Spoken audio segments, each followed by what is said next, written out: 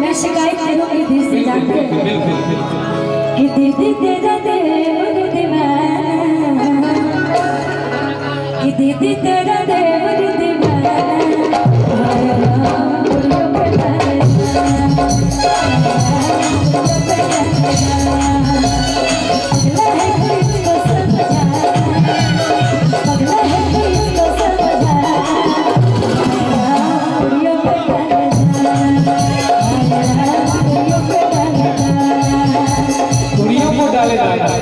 आज हमारी शिकायत आप अपनी दीदी से कर रही है। एगो शिकायत और कहने रहो का आज कौन गलती कइले पहिला भेट में, कौन गलती कइले पहिला भेट में, राजा जी तोरा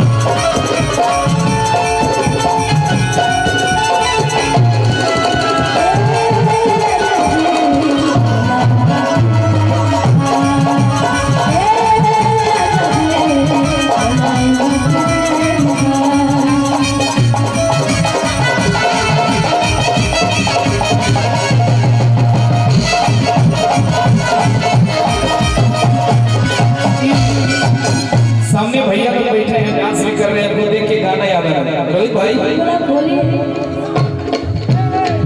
अरे बोलमा कदर न जाने, देखिए हाथ उठे, अरे बोलमा कदर न जाने, बाली उमरिया ने बोलमा कदर न जाने, बाली उमरिया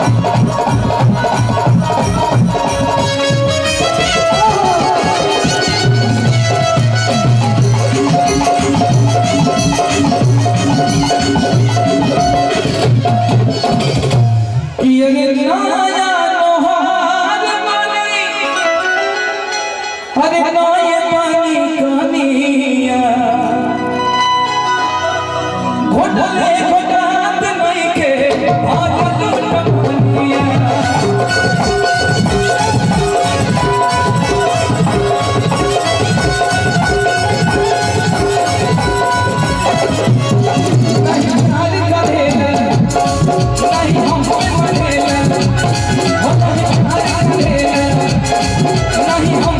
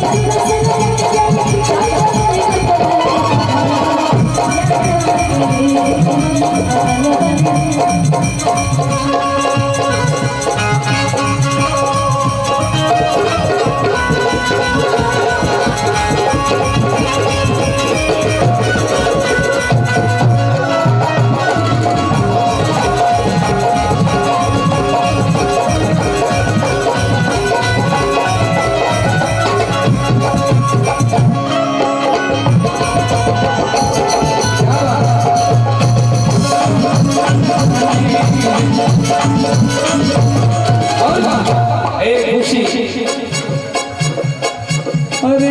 आई बान तोहरा बलिया के बान हो बलिया देखा यहाँ हवा के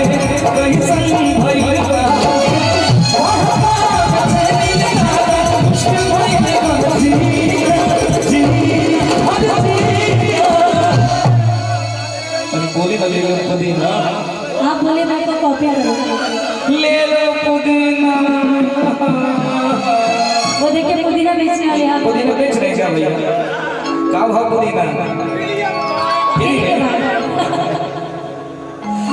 कि बहुत बेचैनी दादा हर मुश्किल भइल बाजी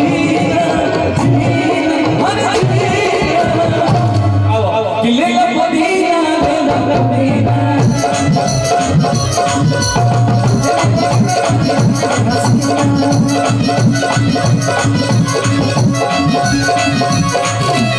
देखिए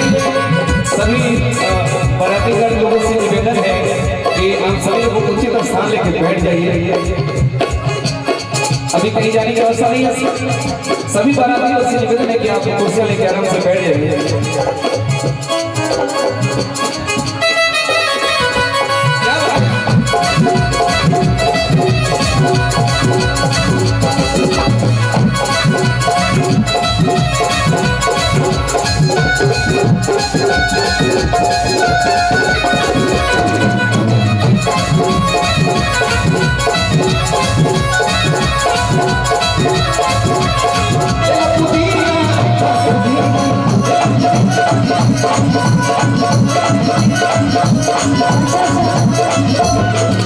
एक लाइन मुझे याद आ गया चल रही जगह